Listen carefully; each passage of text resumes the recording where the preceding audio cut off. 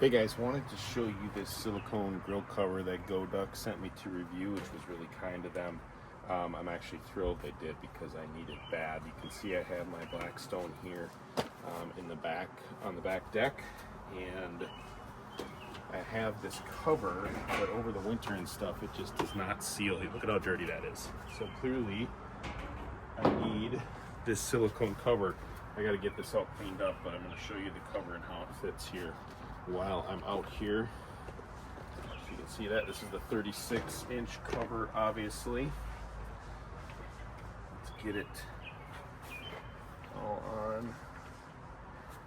The great thing about this design is you can see it overlaps all the edges. So it just kind of sits right in place, covers your cover perfectly, keeps the elements out, keeps the mice off, all that stuff. I'm going to clean my griddle now because you saw how disgusting that was. But if you have a similar problem, I recommend this GoDuck silicone cover. It's pretty awesome. So check it out. Thanks.